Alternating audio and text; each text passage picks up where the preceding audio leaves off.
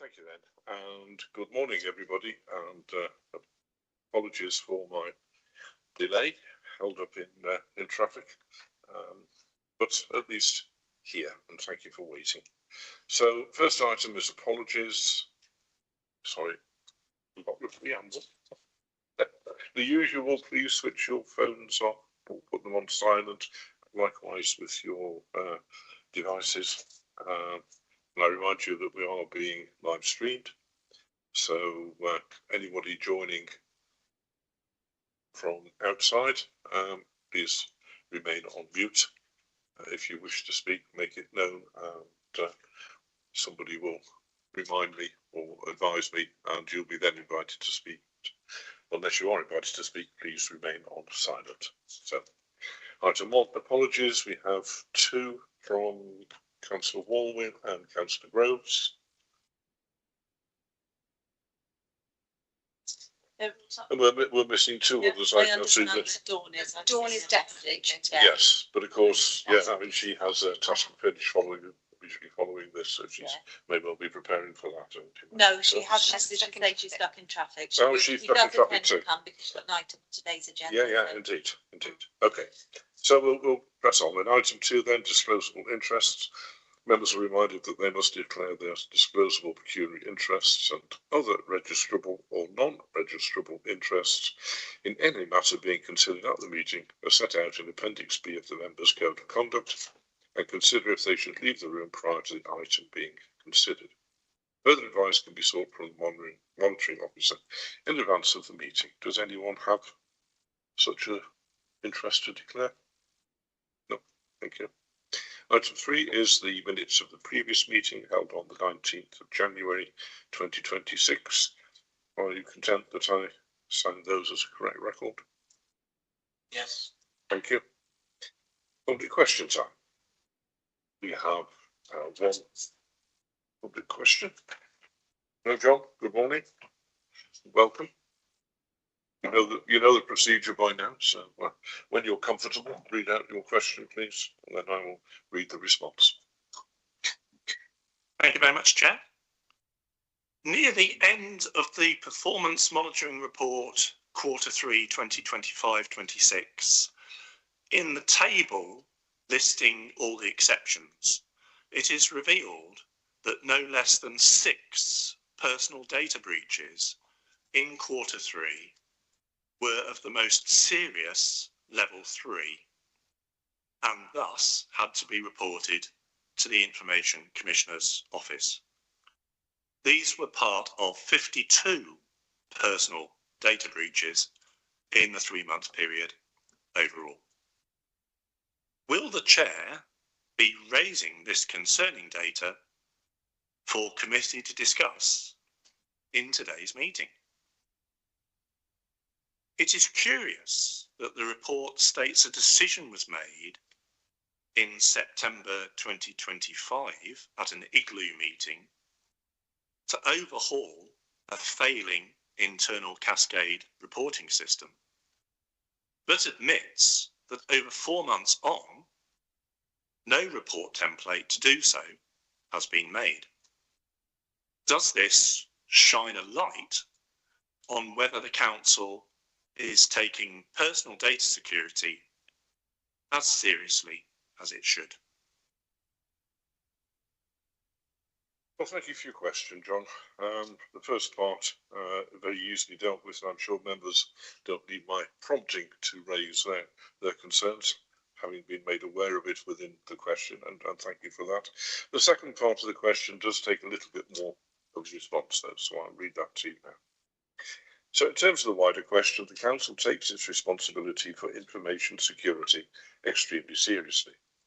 When a personal data breach occurs, the Council's Information Governance Team, IGT, assesses the likelihood of the risk to people's rights and freedoms. Legislation states that if a risk is likely, the ICO must be notified.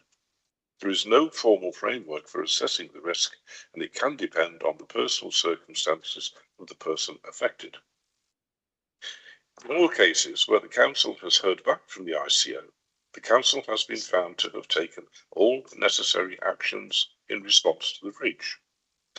The ICO offers advice as a matter of course, but this is already included in our current procedures. The Council takes the following steps to prevent breaches occurring.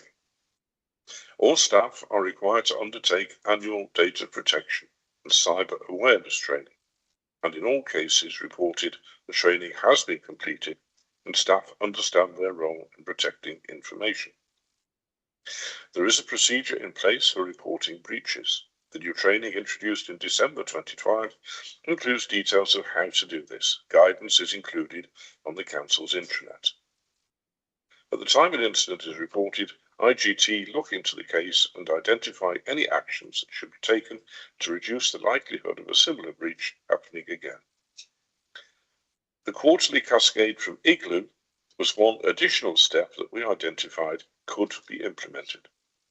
This would be to support managers so they can monitor the number and cause of breaches and identify any improvements that could be made. Instead, IGT is taking steps to report more frequently to service directors, and in 2026, a monthly report will be provided. The first report being provided by mid-February 26, when details from January will be available. Thank you. Thank you very much. Member question time. I'm not aware that. Oh, sorry, Chair. Just to follow up on that and to display my ignorance, I don't know what Igloo is. I don't know if anyone can explain what it stands for and what it is. It's a very good question because I can't answer that one. What is Igloo? Anybody involved in it? Can we get back to you on the acronym? I think yeah, I read it. We'll have a go at it, but let's get it right. We'll find out. And I appreciate the point as well. That needs to be clear to everybody. So we'll, if you don't mind, include that in the actual minutes of the meeting, so everybody will see it. So item 6 then, the financial monitoring report Q3. Who's going to do that one? Was this morning? Man is on screen. Ah, hello. Good morning, Manny. Morning, Chair. Sorry to have kept you waiting.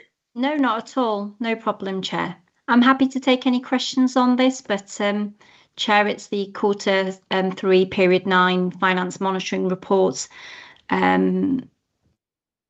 which is the latest report since the period 7. So we didn't have a period 8 report, and overall what we see is a small deterioration since the period 7 position, and the report sets out the explanations for this and the action the council will be taking.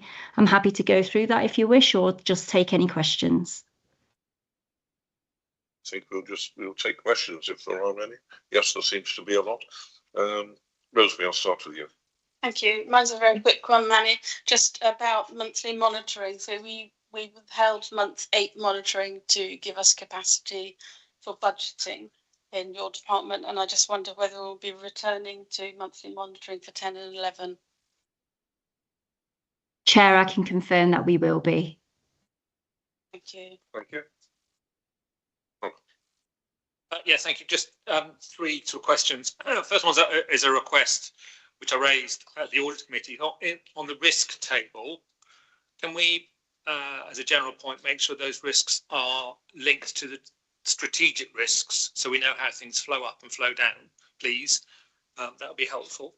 The second question, if I can get my mouse work, the second question relates to the 8.2, table 3. So we're period 9, which is 3/4 of the way through the financial year. So I would expect most year-to-date actuals to be approximately 3/4 of the overall outturn. However, children and young people and enabling year-to-date actuals are significantly higher than the projected outturn. So I'm missing something as to how they're so high and then they're going to come down in the next 3 months. Yeah, well, I know the answer to that one. It's because that they are the subject of grants. But the procedure here is the grants go into the corporate and they're only transferred across at the end of March. So that's why it goes down. And otherwise, you are absolutely right. Of course, you would expect a 1/3 increase on everything that you could always see, but that's the reason why. And I don't think it's restricted. Manny will correct me if I'm wrong, but I don't think it's restricted just to those. I think there are a whole raft of areas where the grants sit in corporate and they're transferred out at the end of the year. Whether that's good practice, not as well. That's fine, thank you. I mean, maybe just a note against that table would have been useful then to sort of say that is the case. That's fine, thank you. Right, thank you. Chris. Thank you, Chair. I had a couple of points, if I may. One is, sorry to take us back on this, but looking briefly at 2.5, the 39 million to fund any revenue costs. Just wondering if Manny or somebody could remind us of where those costs might go to if paid. Is that an internal cost or is that external contractors or what? As clearly that's going to affect how it affects the councils of liability overall. And the second point, and my last point, you'd be pleased to know, 3.1b says there's going to be a review of the operations boards. I wonder if anybody could enlighten us on how effective those are in controlling expenditure at the moment, and perhaps a little practical detail about how they're meeting or not. Is it a monthly thing? Is it a weekly thing? Is it one key board for finance or what? Just a few words on that would be very helpful. Thank you. Indeed. Thank you. Who would like to pick that one up? Charlie? Oh, Manny. Manny. Right, okay, yeah. I was just going to go back to the beginning and just go through the questions, if that's okay, Chair, and the answers, if that's okay. So in relation to the point around the risk table, absolutely, we'll make sure in future reports it's linked back to the strategic risks. And thank you, Chair, for picking up the point around the year-to-date actuals. You are absolutely correct around the grants, and we'll make sure there's a footnote next time round. Also for next year, we'll look to improve this because it's less than ideal to be bringing all the grants in right at the end of the year. But everyone might recall that the introduction of year-to-date actuals was quite a late move during this financial year. So there hasn't been the time to put arrangements in place to improve that process, but it will be with effect from the new financial year. So thank you for those. The question around the £39 million, those costs relate to the infrastructure projects for North West Relief Road and the Oxon Link Road. And to date, the council's incurred expenditure, i.e. we've paid contractors for works that have been undertaken, and all of that has been treated as capital expenditure. It's possible that we might need to consider writing some of those costs down, and indeed, if we do, those become chargeable to revenue instead of capital. And so the section in the report makes reference to the fact that our in-year EFS application has included a sum for the provision of charging those costs to revenue, if indeed that does happen. And then in relation to the review of the operations boards, if I may, Chair, I'm going to hand over to Duncan on this. I'm sure he'd like to come in specifically. He's been doing a lot of work reviewing these recently. Okay, thank you, Manny. Yes, good morning, Duncan. Morning, Chair. Thanks, Manny. Yeah, the spend control panels have been meeting 3 times a week for about an hour at a time, and since I've arrived, which is a month ago now, we've probably been dealing with about 700 payments in each week and reviewing them for their appropriateness, and the vast majority are. Some may be capable of being phased out over time, but in terms of impact on services that we provide immediately, it's very difficult to actually stop some of these activities. Moving forward, I think the panels have learned an enormous amount about spending patterns across our departments, notwithstanding the fact that a lot of the payments were actually out of scope for the activity of the panel. And with that in mind, we're reshaping the way that we're running the panels by returning authority to service directors and allowing the panel to have more of an oversight of the progress that we're making in reducing costs. That will include, for example, identifying some very key themes about spending activity where we need to dive deeper, and maybe undertaking some projects, not least procurement projects, or investigating the way that we're managing contracts to see what we can do to make a bigger impact over time to help reduce our costs. So we're in an evolutionary stage. We've learned a lot. And even in my short time here, I've learned an enormous amount from the process, but we now need to convert this into something where we can physically measure the impact of what we're doing. And putting those metrics together is clearly going to be very important to providing evidence to yourselves and to MHCLG as we enter into EFS. So it's a very important piece of work, but we're just changing, moving the dials on how we're doing that work now. Thank you. Anything else? May I ask us a quick supplementary on that? Duncan, that's very, very helpful and very positive, and I'm sure we're all very grateful that that's making such a difference in difficult times. Looking forward, are you thinking, therefore, that these boards, or in some shape or another, will be part of the council's kind of financial infrastructure going forward, or is it more of a short-term thing? I mean, are we looking at like 6 months' life, or a couple of years, or what? Thanks for that question. It's a very good one. I would say that something will exist for at least the next couple of years, and maybe beyond that. I mean, the secret has to be to integrate the activities within our more normal working practice, which is almost behavioural rather than process driven in some respects. And I think it will need to go for a couple of years, because I think we're already seeing some areas where we need to reprocure.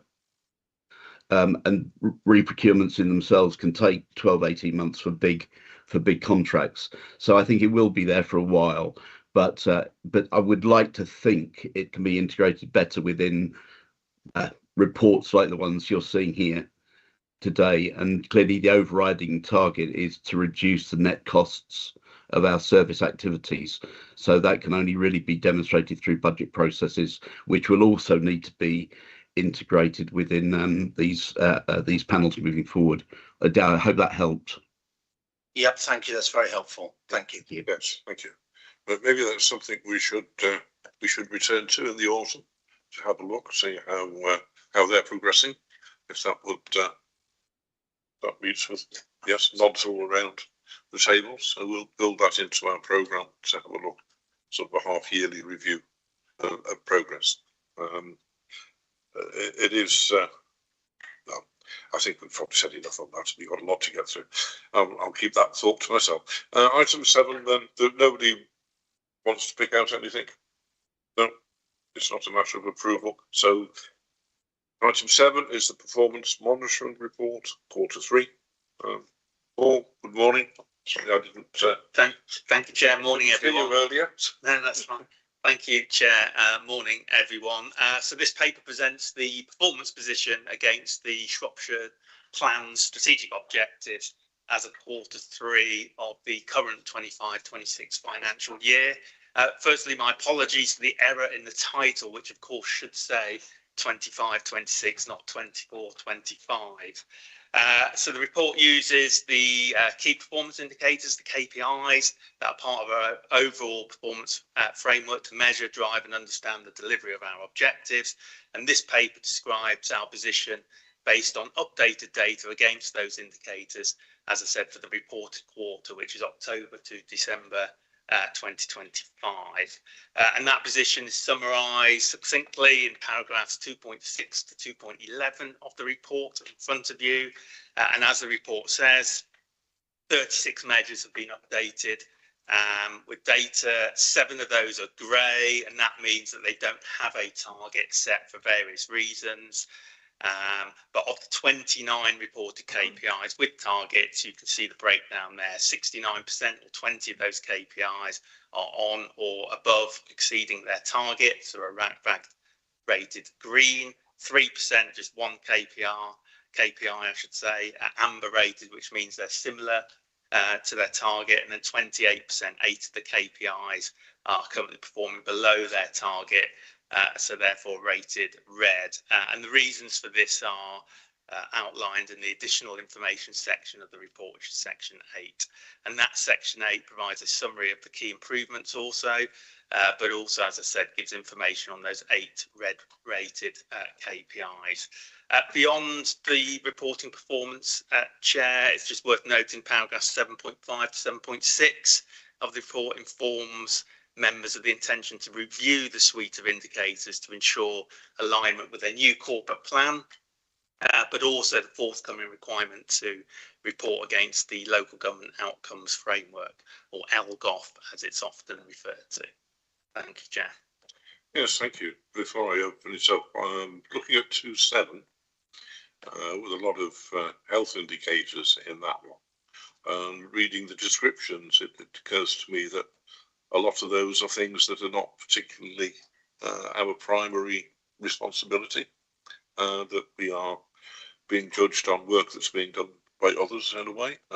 Rachel is more your field than I think than anybody else's. So would you like to comment on that? Happy to pick those up, Chair. Yes, of course, you're absolutely right. A lot of the indicators in the healthy people are absolutely system-wide indicators, and therefore, whilst we do have some responsibilities directly that we can influence within those, and we've given an example in the healthy weight around some of the health visiting, for example, they actually do, including things like suicides, require a system-wide response. I think it's important. We are obviously a statutory partner in terms of our work with the NHS, and we do have statutory responsibilities around delivery of some of these, particularly across adult social care and public health. So I think it's important to include them, but recognise, as you have, Chair, that we do have some responsibility, but some of our responsibilities are actually that partnership working and influencing that collectively. So I think it would be a miss not to include them, because these are we do have responsibilities around them, but you're absolutely right. We need to be really clear that I wasn't thinking we shouldn't include them. I was just wondering if there was anything more positive we could do.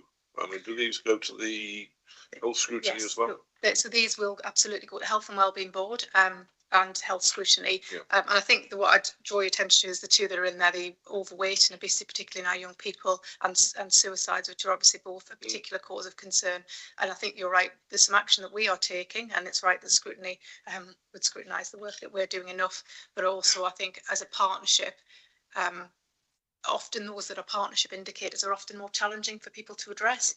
And so I think it's helpful for this committee as well to help raise the profile of some of these indicators in terms of the work we do. But yes, they do go to both Health and Wellbeing Board as for some assurance, and where needed that will then go to Health, Wellbeing and Scrutiny, or indeed Joint HOSC as well, Joint Health, Wellbeing and Scrutiny. Thank you. Colleagues, yeah. Definitely. Thank you. Rachel's just taken one of my questions off me about the obesity levels, because I am concerned about it, especially in rural areas, because they don't get the extra help that they need. However, the significant reduction in bed and breakfast use is encouraging. It was actually mentioned on Shropshire Radio this morning. How will the council ensure that these improvements remain sustainable given ongoing financial pressures? And also, complaints have risen while compliments have dropped. What is the council's plan to build back public confidence, and how will progress in customer experience be measured? Thank you. Thank you. Shall I pick up the bed and breakfast one? So I think we are really pleased to see the number of individuals now in bed and breakfast. And we know that's much better outcomes for individuals to be in accommodation rather than in bed and breakfast. And that's been achieved by us developing a number of projects and schemes in the Shropshire area. So that's really positive, and we're really confident those numbers will continue to decrease. They're long-term projects, they're not short-term projects. So it's one to really celebrate as a council today in terms of much better outcomes for our residents. In terms of customer feedback, it's really important for this council that we continue to have those conversations with our public. We did a comprehensive consultation on the budget. For the first time, this council went out with a simple version in terms of our consultation to ensure that individuals who don't find reading easy had a simple version. I think we just need to keep building on that and finding different ways of communicating with our public, not just by the internet, not just by forms, but finding a way where we're having more meaningful face-to-face conversations. And that needs to be across all service areas within the council. Thank you, Chris. Thank you. Thank you very much. Just briefly on that compliments item, it's slightly concerned to see that those low figures there. But on the other hand, I'm very aware, just recently we had our snow clearance problems, and all my parish councils were overwhelmingly pleased by how things were handled. That they're often quite critical groups, as we know, but they all said snow clearance fantastic or brilliant or great. Should I have been encouraging them to feed in some way on that? I did pass that on to Andy W, but I would doubt it would have gone into your stats there. That's a really good point to make, and I think all of us need to encourage our residents to pass through those compliments. Our staff are working really hard day in and day and night at the moment on a number of things, and rightly we need to learn by when things don't go well. But it's really good for staff morale to receive positive compliments. And indeed, Heather and I read a really lovely compliment following the fire incident in Shrewsbury from a resident. It took time to write to us to express her real gratitude for how our team responded at 3:30 that morning and our response. So that would be great, actually, if more residents wouldn't mind just popping in a compliment if things do go well. That really does help our staff morale. And how do they do that, or where to, or should it be up to elected members to forward that on? It's the same process as putting a complaint in. Okay. Thank you. Thank you. Rosemary. Yeah, thank you. Lots of good things in the report, and of course some that are not so good. But I wanted to just talk a little or ask some questions about the temporary accommodation, which looks like a great success, but it does tend to fluctuate through the year. I remember that last year we were looking at great improvements, and then towards, I think, the end of the calendar year, things looked much worse. So are we confident that there's sort of real strength in this improvement, or is it really very much out of our control? Sort of the way that feeds into the authority. The other thing I wanted to pick out was obviously the EPCs failing is worrying, or the rate of dealing with EPCs failing considerably, I think dropping from 18 to about 13 or 14, wasn't it? Which is worrying, and I note that you've got more staff and so on, but we still seem to be very short on what we need to get that sorted. And then there's also commented in Healthy Economy at 2.9 that says, with rates of household in receipt of universal credit and out of work claimants being favourable at approximately half of the regional and national rates, which is really good. But I just sometimes wonder, when something is that good, half of the national, do we need to lift the lid of the bonnet a bit and look under there? And do we have people who are not claiming what they should claim, and how do we address that? Thank you. Make a start, and then I'll hand over to Paul and Rachel. So in terms of going back to the reduction in households in bed and breakfast accommodation, prevention is key. Preventing people becoming homeless has got to be a key priority for any council. We've got a fabulous prevention team working in Shropshire, and it's not just council workers, they're working alongside health colleagues as well in terms of mental health support and physical GP support. We've got these long-term temporary accommodation schemes now in Shropshire, but it's not just about the accommodation, it's about how we support individuals to become good tenants, to understand the importance of being a tenant, paying your rent, paying your bills and getting into that routine. And we've got really good homelessness and housing support workers that are working alongside those individuals. In terms of EHCP, there is a good description there in terms of understanding the position. You know, it is disappointing to see that we're now down to 13% in completing EHCPs in time, but it is good to see that we've got our recruitment and training of that whole workforce. As we've talked about previously in this committee, and it has been discussed in the People's Overview Scrutiny Committee, demand is really high. We have been concerned for some time around our SEND provision and around both demand and capacity. So last week we had an LGA SEND peer review. That will become a public report once it's gone through its various checks and balances. And I think there'll be some really important learning from this council and this system. It's not just about Shropshire's Council's response to our children with SEND needs, it's the whole system in terms of education and health. So we look forward to seeing the recommendations from that SEND review and working through what we need to be doing differently. Yes, that's Could I right. just ask, Jack, sorry, the part about the benefits? Yes. Yeah, I think Rachel was about to Response to that. Rachel was about to answer that. I'll try and give a little bit of a response, but again, we can get back to you with more information. I think you're absolutely right. It's really important that we're not complacent around any of this, particularly with all the changes in cost of living that are coming forward and other benefits. So we have done quite a bit of work previously to try and make people aware of the support that's available to them and to promote people, to make sure that people are accessing benefits and others. And actually that was something we did through the Health and Wellbeing Board with partners. So we did a quite comprehensive push cost of living leaflet working with voluntary sector partners on that to make sure that people knew where to access the support. I think there's always more we can do, but I would encourage that we get that out and continue to promote that. We need to keep that under review, but absolutely can take that away and speak to teams to make sure that we are continually reviewing that. And obviously, as we come forward, we've had the Household Support Fund and then the Crisis Resilience Fund. That's an area that you'd want to make sure that we are supporting people to access the relevant payments and we're not missing people. But there is some good information in signposting that would be helpful to share, I think, with this committee and with all members to make sure that we continue to push that out. Thank you.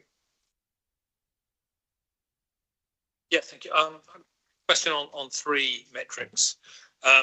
First one is the FOI's response within 20 working days. In the table 1 exceptions, there's a missing coloured blob. I assume that should be a red coloured blob.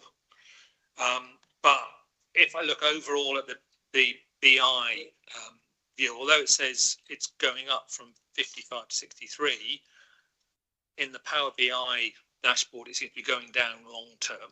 So question on that. Second question relates to, again, one of the greys, which there's no target, which I'm surprised there's no target, percentage of staff have completed a personal development plan. 28% seems ridiculously low to me. Why have we not got a target for that? I would expect that. And then the final point, again, where there's no dashboard, as mentioned earlier, about the data breaches. Again, so we've got 6, but we've got no target, although the text says our target should be 0, which I agree. So the danger of effectively not setting a target is these things don't come up as red, so they can sort of get lost a little bit in, in the noise, if you like. That's a good point, actually. Able to comment on that? Well, just an initial response, I'll take the lack of target issue away when we have Jess online, our business intelligence manager, so I'll take it away and discuss with her. Obviously, I'm fairly new to the organisation still, so I will just take that card if I may. In terms of the PDP's performance, it was just to say, obviously, a key strand of our improvement plan, and specifically the people plan, there is some activity in there to address that. So I'm hoping in the fullness of time you'll see both the target but also improved performance in that area as well. But it is a known improvement area and one that is being addressed. Thank you. I'll pick up a couple of bits if I may. So you've heard me talk about FOIs in the past, about the importance of making sure that we submit FOIs on time. It is improving, I'm pleased to say, but it's not as quickly as I would like. I'm pleased to say that over 40 days FOIs has reduced significantly, but the target has got to be completion within 20 days. There is a different dashboard that's been produced that every senior leader now has access to. And on a Tuesday at leadership board, as senior officers, we go through that. So there's a real high expectation that FOIs are completed on time and that we use the information that is publicly available to respond to those FOIs, to reduce the amount of officer time that it's taking in completing FOIs. PDPs, we are about to relaunch the importance of PDPs. It's really important that every member of our staff in this organisation has a good conversation with their line manager at least once a month, and that is recorded. It's also really important that once a year, that is an annual conversation around that person's development and training needs, and then that's reviewed within that 6-month period. So something that Rachel and I feel very passionate about. Our improvement plan is not just about stabilising the council's finances, it's about ensuring that culturally in this organisation, our staff feel supported and valued and empowered. And part of that has got to be having those good conversations and that regular performance review. Okay. Indeed it has. It's a very positive thing. Thank you very much indeed for that, Tanya. Just before we move on from this, I think everybody's done. Just to link back to the question earlier, I can tell you what IGLOO is. IGLOO stands for Information Governance, Leadership and Organisational Oversight. We're all better for knowing that. Sure. Yes, John.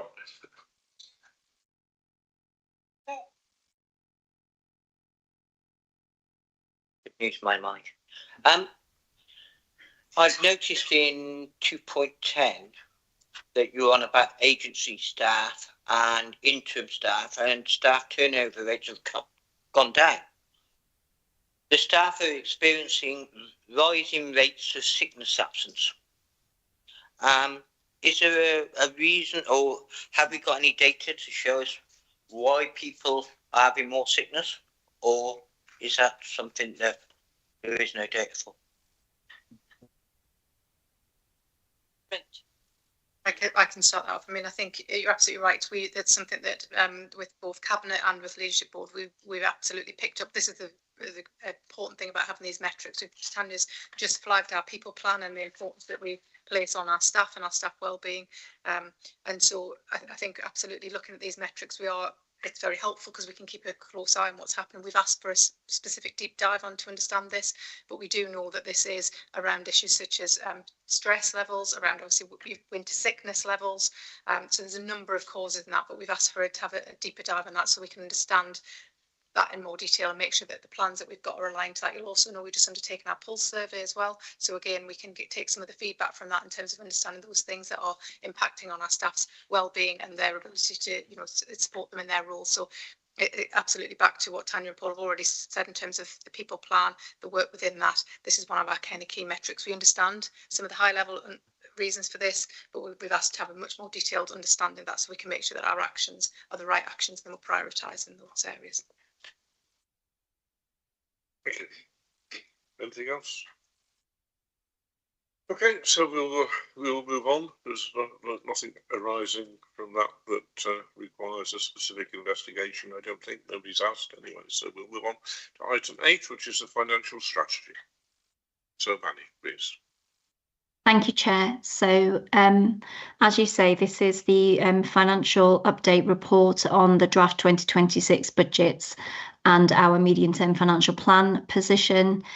It's an update since the January report that Scrutiny have previously received, and we are in the process at the moment of preparing all of our budget papers for the council tax setting meeting. As the report highlights, there's a couple of areas where we are still waiting key information.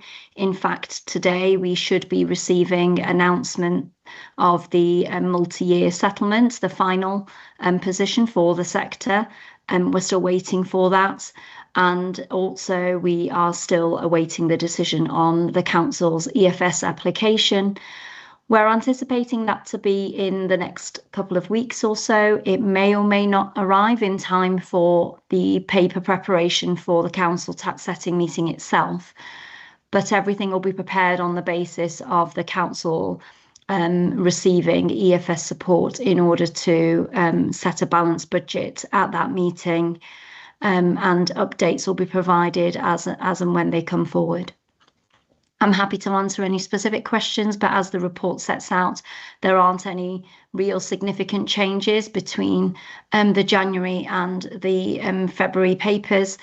The key item of note is in relation to the business rates position and how, excuse me, on submission of our business rates NNDR1 form, we now have an update on the overall estimated business rates income for the council for next year, along with Section 31 grant also. And as the report highlights, that's enabled us to address the deficit on our general fund balances, which members have seen during the course of each month's financial monitoring report, and enable us to consider provisions for some key challenges and risks that lie ahead. Happy to take any specific questions, Chair. Thank you very much. Chris. Thank you very much. And I think, as I said before, a very helpful, very clear strategy report, and impressive to have this amount of detail expressed this well. Thank you. I'm raising an issue which I think I raised before, forgive me if so, but also perhaps to make it a little stronger. 2.2.3, mitigate future demand growth. Well, we all know that a massive proportion of the council's expenditure goes on social care, adult, child, and so on. And this and this paragraph highlights the need for more preventive work. I think I raised probably a month ago, or maybe more, a concern about whether we've really got a full strategy on this yet. About halfway through the paragraph, there's the line, this also requires a holistic council-wide focus on embedding a prevention approach. Now, totally agree with that, but I'm not sure I've seen much as yet to say how that might be delivered. And as it's such a big budget item, I wonder if we might be encouraging the cabinet and senior staff, of course, or the other way around, to be looking at more of a strategy to deliver on this. Obviously, it'll be a multifaceted strategy, but clearly, as an elected member myself, talking to parish councils concerned about their local communities, I can be playing my part, but I prefer to be playing my part in a holistic context. So I raised that, I hope, in a kind of positive but slightly challenging way, that is and I'm happy to be told this is all in hand and not needed, but I just feel if this committee could be flagging up that perhaps this is an area where a clearer strategy or strategies needs to be developed soon. Thank you. Thank you for that, Chris. I mean, this is one of the main reasons why the whole concept of the Shropshire Partnership has been created, because I think we all realise that on our own we will always struggle. We need to be able to work with others, and I think I'm pretty confident that that will come through in the end when that group has finished its work. But we'll be talking about this a few times, I'm sure, over the next 12 months. But I think that's the intention, I think, and I don't know if Dawn wants to add anything to that, or just think about it for a moment, because Malcolm wants to ask a question. So, Malcolm first. Yes, thank you. So I guess the practical question. So what happens if we get to the end of March this financial year and the government haven't yet made their mind up about the EFS request? Where do we go? What happens then? Because I've no idea. Very good question. I was going to ask that one myself, so thank you. Yes. Do you want to take that, Tanya? I'll take it, but I will refer to our finance experts on the call too. We are confident that MHCLG will be given as a decision before full council meeting in February. They absolutely understand that we're going to full council end of February for council to consider the budget for 26-27.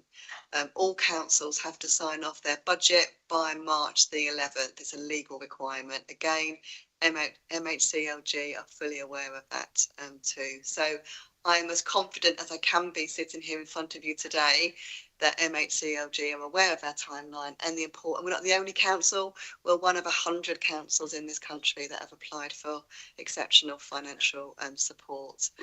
So many. We believe that we will be informed at some point next week.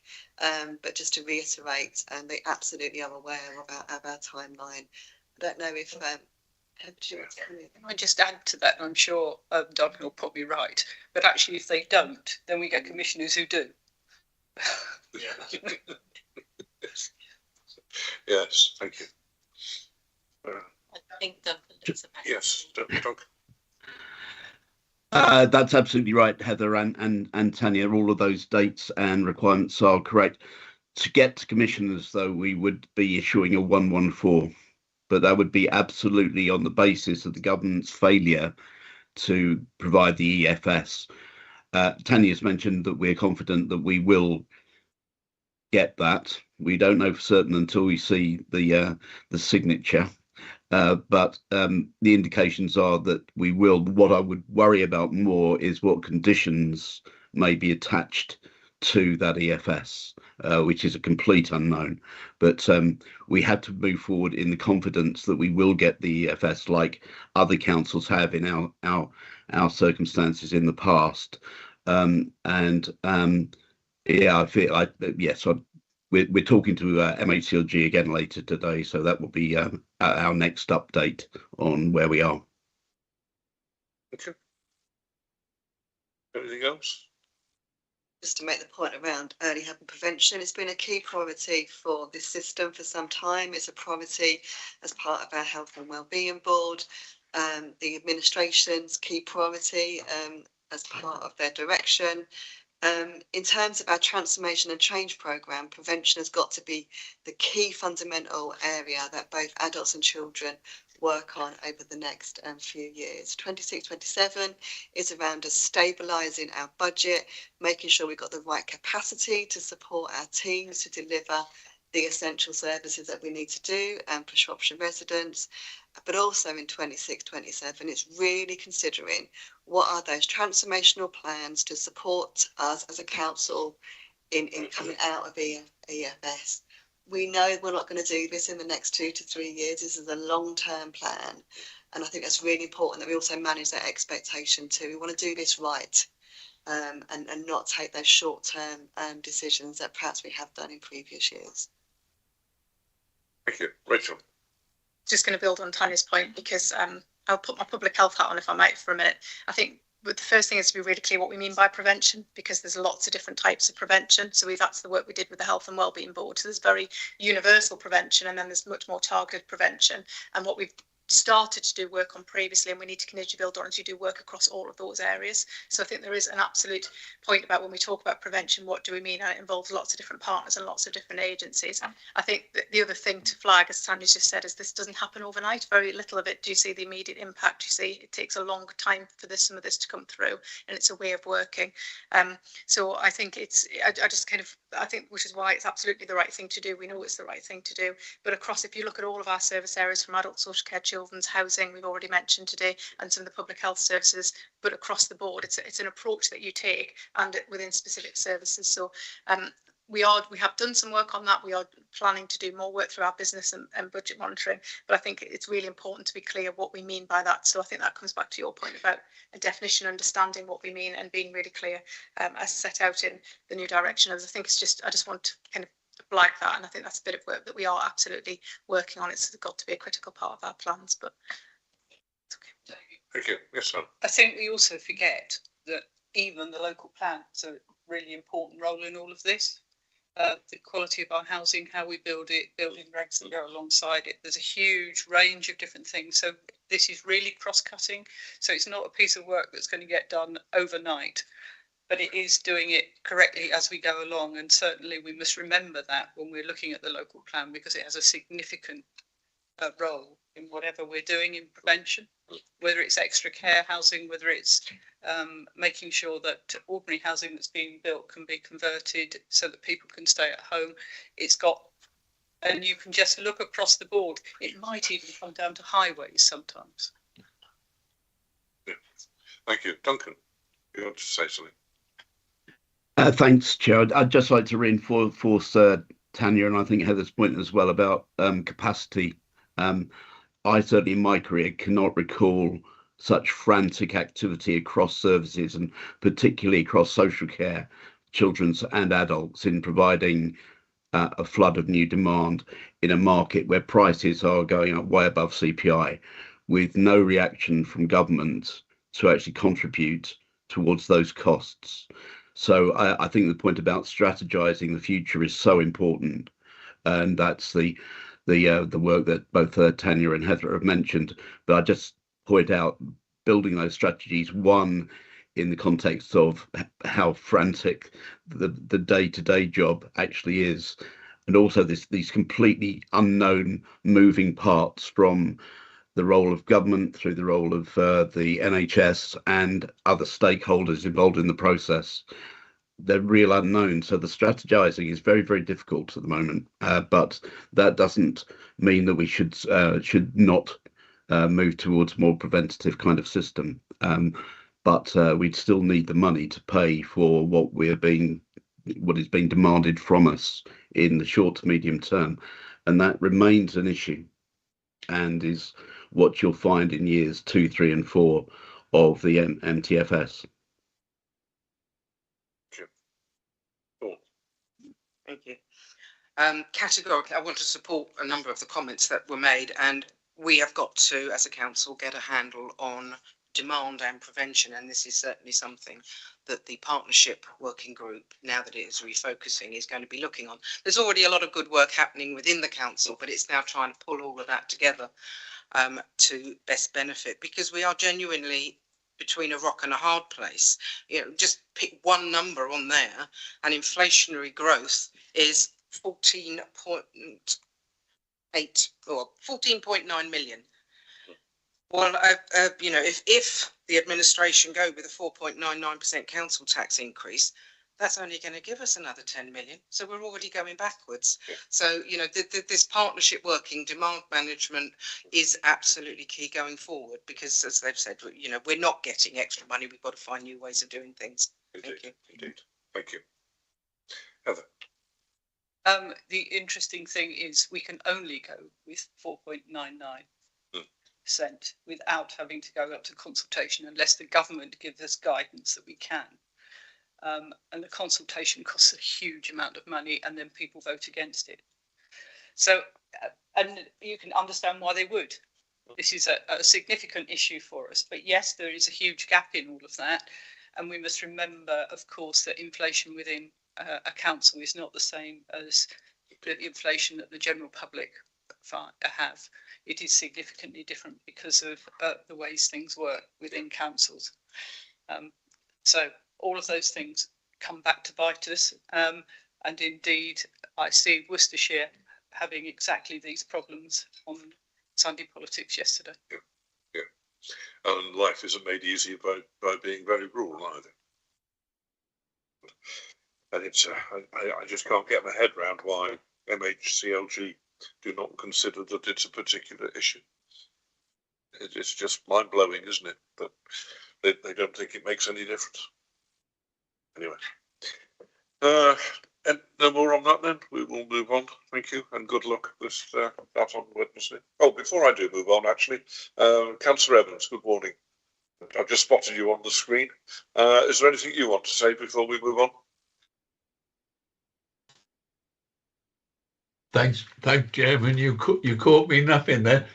No, I think it's been well presented. My apologies for not actually joining you physically, but it's been an interesting debate, and no debate it will continue both at the Cabinet and at Council. Indeed it will. Thank you very much indeed. Thank you. Okay, so we'll move on then to item 9, fees and charges. Thank you, Chair. Is that back to you, Manny? Yes. Yes, thank you. So this fees and charges report provides a provisional set of figures for 26-27 budgets based on the policy that Cabinet approved back in December. That policy will be coming to Council for approval in February, and so the application of that policy has been in lieu of that.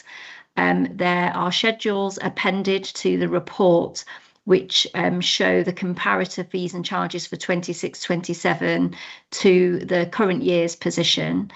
And in the vast majority of cases, a review, as I say, has been undertaken in line with the policy, but that hasn't necessarily resulted in full application of the policy. Real careful analysis has been taken of the proposed fees and charges, and where it hasn't made sense to apply a full cost recovery basis to those calculations, a inflationary increase has been applied in the majority of those cases. As far as our draft budgets are concerned, they are only based on an inflationary increase in fees and charges. And so in the item that we have just been discussing, overall a £1.9 million increase in the budgeted income for discretionary fees and charges has been reflected. However, that will vary by service depending on the actuals, as you'll see in those schedules. Happy to take any questions, Chair. Yep, thank you very much. Anybody, any questions? I mean, we all realise, of course, that sometimes our hands are tied, aren't they? There are some things where we're not actually in control of what we charge. It's fixed for us, and there are others where we can't do any more than recover costs. Those aside, yes, Chris. Thanks very much. And just a couple of little points, I think. Again, a very helpful report. 3.6, the proposed new charges. Obviously, there aren't details with this report, but presumably are they going to Cabinet, and are they in any way significant and kind of radical even, or are we assuming it's much on the same kind of basis? And the second point I wanted to make is 3.7.1, the rents figure, that 4.8% increase.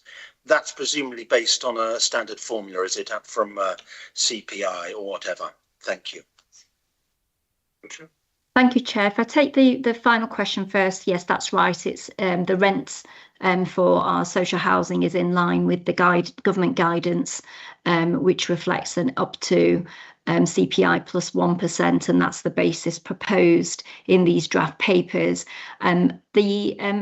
The schedules are all appended to this report, Chair, so the detail on a service by service basis is included within this pack, and that whole pack will be made available for Cabinet and then on to Council. So I'm not envisaging any additional information, but if Chris feels there's something specific missing, I'm happy to pick that up behind the scenes and look into that for him. Okay, thank you. Fine, thank you. Anyone else? There'll be plenty of opportunity at Council if you think of anything between now and then to satisfy whatever it is you want to satisfy. So item 10, Partnership Working Task and Finish Group. Dawn, please. Thank you, Chair. Right, I'm pleased to present the second report from the Partnership Working Task and Finish Group, which has been looking at how Shropshire Council can strengthen collaboration with partner organisations to improve the delivery of local services. Since our last update in November 25, the group has completed the second phase of its work. This phase is focused specifically on partnership engagement with town and parish councils, particularly in the context of the proposed devolution of street scene services. Because the devolution work is so different in nature from the wider partnership plan, these two issues will now be separated and taken forward by two different task and finish groups. Over the past few months, our engagement has centred on town and parish councils. We wanted to understand their experiences, responsibilities and existing working relationships with Shropshire Council. To do this, we ran workshop sessions in Bridgnorth and Ludlow, and a further rural cluster workshop is planned for the spring. Those workshops brought together clerks and chairs, and the discussions highlighted clear differences between the needs of rural and urban areas. Attendees emphasised how important local knowledge is for effective service delivery. We want to place on record our thanks to the clerks and chairs who took the time to take part and help in this work. A number of challenges came through strongly. These included limited funding, unreliable or inaccurate data about local services held by Shropshire Council, and growing pressures on clerks due to increased workloads. Many also felt that there has been a deterioration in relationships with council officers, who were often seen as remote or not sufficiently connected to local communities. There was also concern that additional bureaucracy could undermine long-standing informal arrangements that currently work very well and rely on goodwill. We also heard considerable reservations about the proposed introduction of community boards. Some felt the boards risk duplicating the functions already carried out by parish councils. In rural areas especially, the shortage of volunteers was highlighted as a potential barrier to making any new structures effective. Clear and consistent communication with elected members was also repeatedly identified as essential. Overall, town and parish councils told us that they want to see tangible benefits from any new partnership approach. They want arrangements that improve efficiency, avoid repeating past mistakes, and most importantly, are built on mutual trust. This trust is sadly lacking at the moment and is vital for all partnerships working going forward. They were very clear about wanting to retain control of the resources and services that best meet their local needs. From this work, the Task and Finish Group is making 3 key recommendations. First, that Shropshire Council and Town and Parish Councils should jointly carry out a data audit to get a clear understanding of the current position and to clarify current and future responsibilities for local services. Second, that the development of any partnership model must be transparent, well communicated and genuinely collaborative, avoiding added bureaucracy wherever possible. And third, that town and parish councils should be actively involved from the outset in designing any partnership arrangements.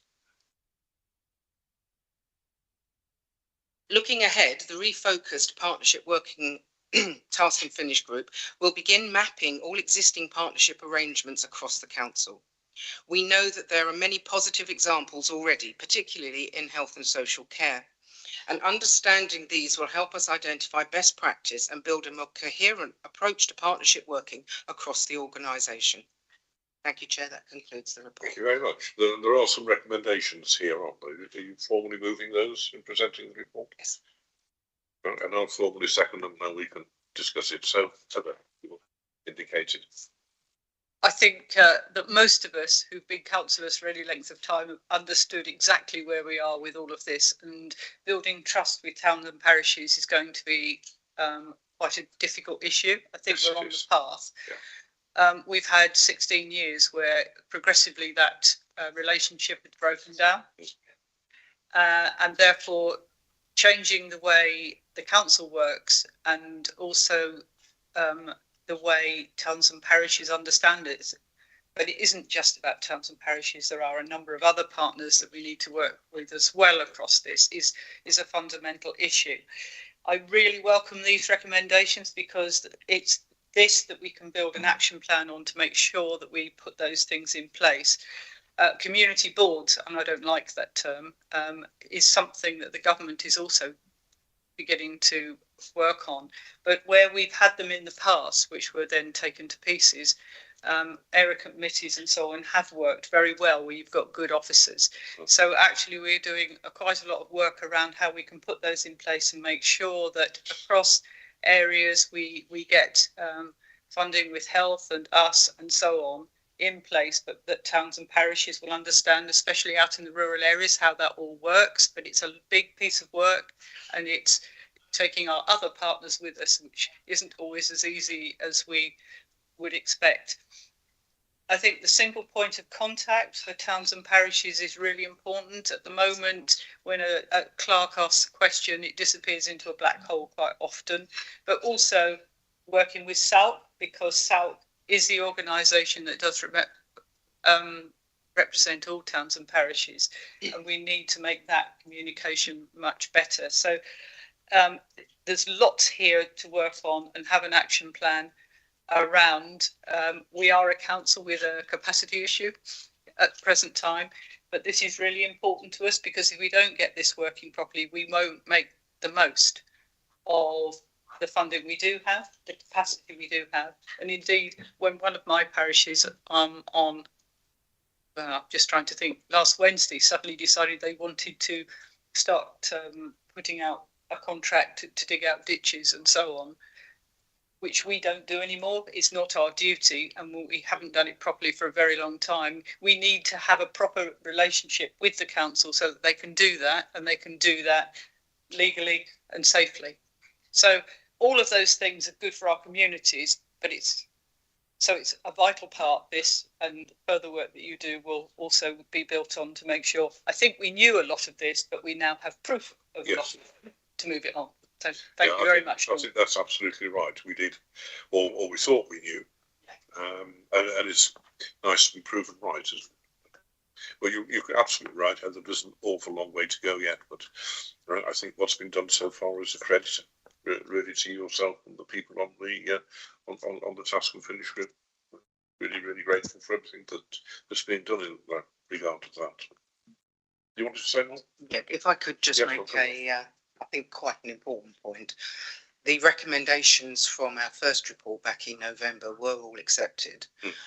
Unfortunately, they don't seem to have reached ground level yet, because the feedback from the town and parish councils is that the communication hasn't improved, the information hasn't, and so we really do need to make sure that we sort of up the ante on those as soon as we have capacity. Thank you. And I will add, that was the one word that I've got here: communications need to be improved, and I didn't say it. It's written on my book. So there are lots of things around that, and the proposed letters going out to towns and parishes who've either signed the MOU or are in the pilot. Both of those letters will be available and appendices to reports that are going out in the present. But it's not just that, it's actually how we talk to people, the method we talk to them. There's a whole range of things, so we need a comms plan around all of that. Yes, indeed we do, and just in general we are suffering from a lack of capacity in any case, which doesn't help at all. Well made, Chris. Thanks very much, and I very much welcome this, the initiative to look at this and the kind of direction of travel and the work, of course, that Dawn's done on this. 2 or 3 observations and a bit of a point. One is, I think it's fantastic that you've been out there and talked to real town and parish councils on the ground, which is probably something which, for capacity reasons, the council as a whole is less able to do at present, but certainly you as a task force have gone and done that, and I'm sure that's very useful information and very impressive to those people who've been spoken to. It does, reinforce for me, there are a couple of very good comments there in 3.1 about each community having its own unique challenges, and the kind of huge variety of different parishes and towns there are out there, and of course the variety of different ways in which to work with them, and some challenges there if we're looking at clustering further down the line. I think the flagging up of non-financial benefits as well as financial is important, and that of course plays into the preventive agenda. I think the mentioning of local knowledge, very important too. 2 things, I suppose, just one to echo from what Heather's been saying about trust.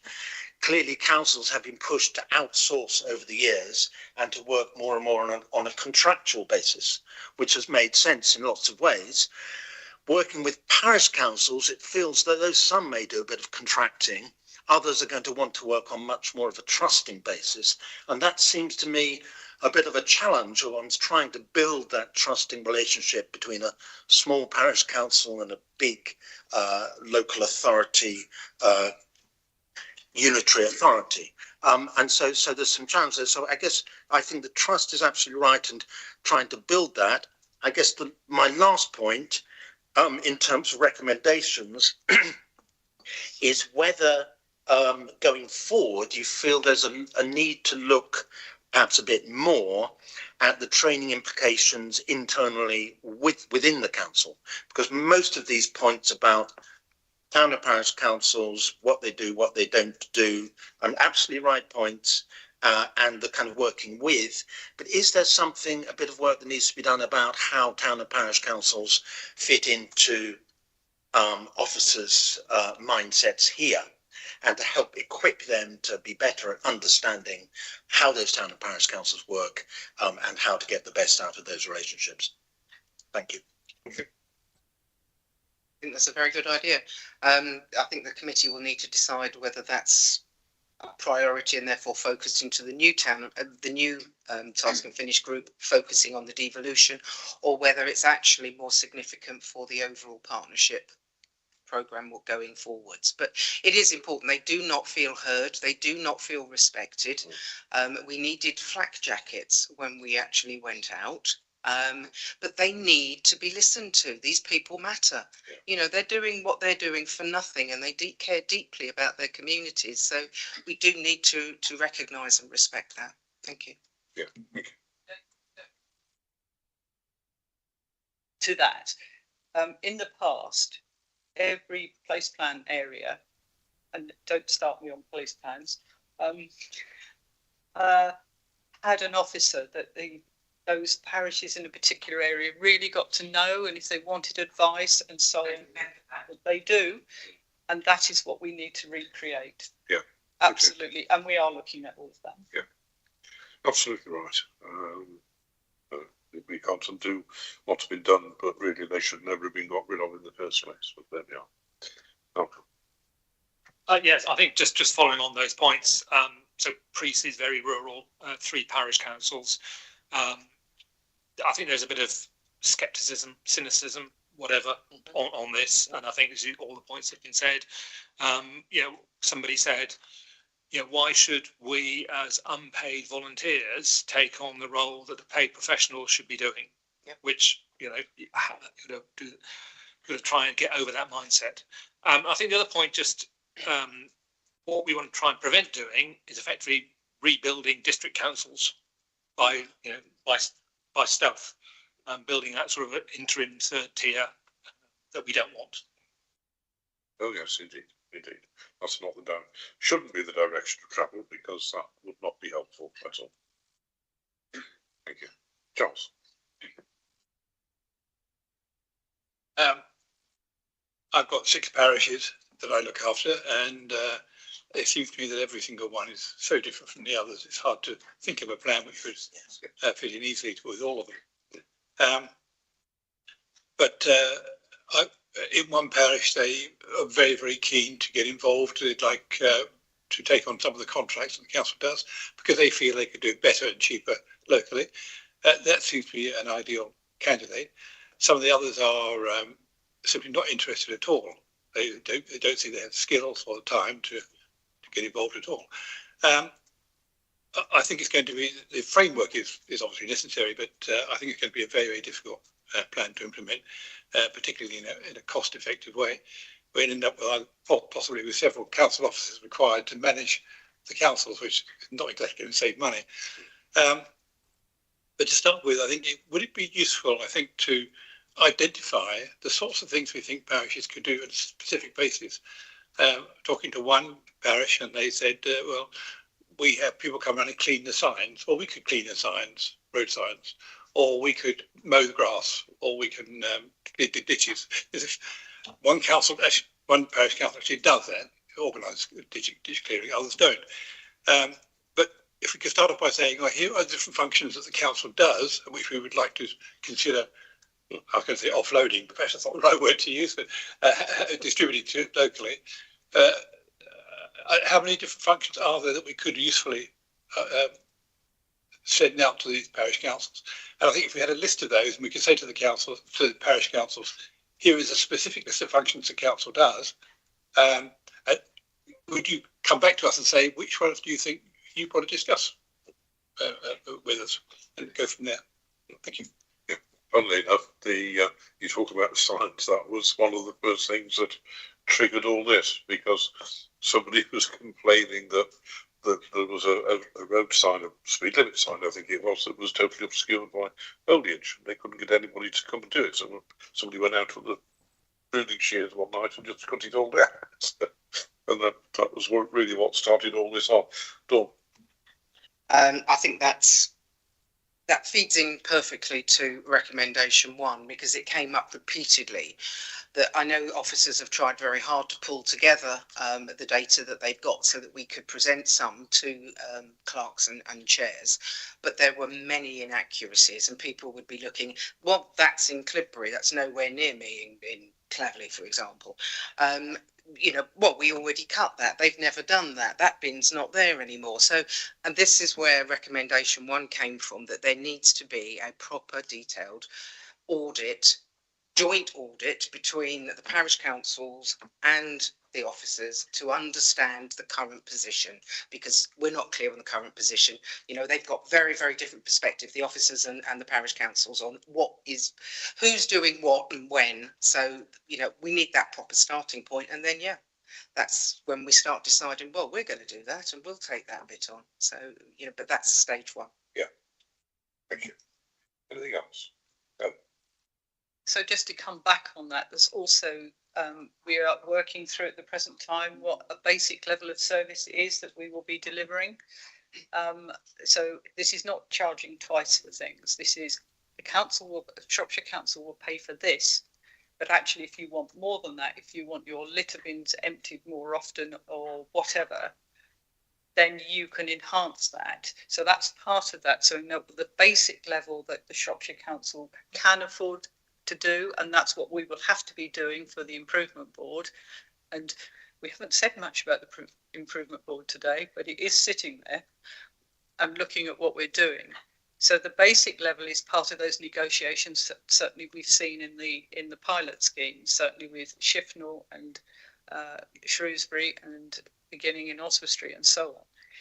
But on top of that, there are powers that we can give people. They're not statutory services that we have to deliver. There are a number of other things. If we get some work around those done, I mean, one of my parishes just wants to be able to put up names to villages in an appropriate place. If you ask, or even when they want to pay for that through the present highways contract, it can take 5 years. Yeah. So it's those sorts of things, those powers to enable villages to actually, and parishes to do the things that they want, because the DPD driver doesn't know where Stockton is or wherever, because it's got no village sign on it. There's a whole range of things, but a basic list will be good, but there will be many other things that annoy towns and parishes where they might come forward and say, can we just do this? And we need to have a mechanism to make sure that can happen. Thank you. Thanks. Thank you. I was just going to add a final point, and Tom might want to come in around the partnership plan. So I think we talked about, have mentioned, we've got the corporate plan that we're working on currently, which is our own organisational plan built on the improvement plan, people's plan, and that gives us, as an organisation, our kind of our focus for the next few years. And I think as part of that, that's then the bigger partnership plan with partners, and that includes the town and parish council. But as you said, Dawn, there's a much wider range of partners out there. How we bring those in, that the longer term plan is to bring that forward over towards the end of the year and have that engagement. So I think some of this absolutely feeds into that. The recommendations absolutely have to feed into the way of working, because for me, partnerships is so important, but it's about relationships. It's about, it's a skill set, isn't it, in terms of how you do that, and it takes time and capacity to make sure that you get that right with all partners. I think we've got some good examples of where we do have strong relationships with partners, and people consider that to be, but it does take time and energy. So I guess that's why I'm pointing to the partnership plan, because that will take place over time. It's very, there is some immediate things I think that you're referring to, but it's that recognition, and I kind of just thought it'd be helpful. I just want to come back to that kind of point if I can, and flag that important piece of work, and the capacity and resource around that. Thank you. Okay, so the 4 recommendations, moved and seconded. Put them to the vote collectively. All those in favour, please. That's unanimous. Thank you very much indeed. That takes us on to the work programme. which you will see is now largely completed, and we can go on to the yellow ones at the bottom. And first one being the financial security. And I think my view on that is that because we are now having an overhaul of the way revenue budgets are put together, that the first priority for this ought to be the investments. That there are, and that's, I think Roger and Councillor Evans will probably want to pick up on this as well, may want to comment, but if we go back 4 or 5 years, that this council had well in excess of £100 million regularly in the bank. That was invested and spent on various things, and I think it's about time that we went back and had a look at what has happened to that. Has that money been spent wisely? Where is it? What are the benefits that have come out of it? So if you're content with that line of direction of travel, we'll pick that up on the first of those, and we'll put together terms of reference and get that one underway. All happy with that? Okay, thank you. Anything else on there that you think? Devolution one is already, that's now getting started as well. Scrutiny review, that is the next one I've got to look at myself, and then the other two will come when we've got rid of the top ones, probably midsummer, I would imagine. We'll get round to the rest. And then, of course, on the 8th of, is it the 8th of June? Next meeting, that we will have a new list to make. Okay. Happy with that? Yeah, Tom. So just to sort of highlight, timing wise, we will always try and do the work programming for all of the committees in advance of the new municipal year, new financial year starting. We will probably take some advice from members and look at things ourselves, because we are looking to bring the new corporate plan to council in May. That's the target for that, and all of the committee's work programming for the coming year 26-27 and onwards needs to make sure that your work and the council's work is aligning behind the improvement plan for the coming year, and then the corporate plan as well. So it's just sort of flagging that, and we are looking at options to either do something for all the committees in one go and bring all the officers in and try and build those plans up so they're cohesive and come together around those, or each committee works on theirs as well. But it's really important to make sure that the work programming does add value to the organisation, and we can pick and run the topics ahead of decision making. In that case, is it worth thinking of, if we need to, and it will depend on how things develop, I guess, we can shoehorn a meeting in around about the end of April just to do that, cast our eye over it if it's ready. I think we'll have a look at it. Option for the work programming itself. Each committee needs to set its own work programme in a committee meeting, but actually the conversations that you will want to have will maybe be better not in a formal committee meeting, because you will want to knock around with officers and portfolio holders and maybe partners if you're thinking more outly for health scrutiny. Some of what's coming up. It doesn't have to be a formal meeting, but absolutely. No, to have a gathering, I think, very good suggestion. Really useful. Yeah, very good suggestion. Yeah. Okay, we will do that then. Okay, I think that was the last item. Go back to the main agenda. Yeah, except the date of next meeting is the 8th of June, but we'll have a gathering before then. So thank you all very much indeed for your attendance today. Thank you for your participation. And apologies again from me for being late, and you had the same problem but coming in a different direction. Yes. Yes, thank you all very much indeed. Thank you. Thanks to the officers. And, is Manny still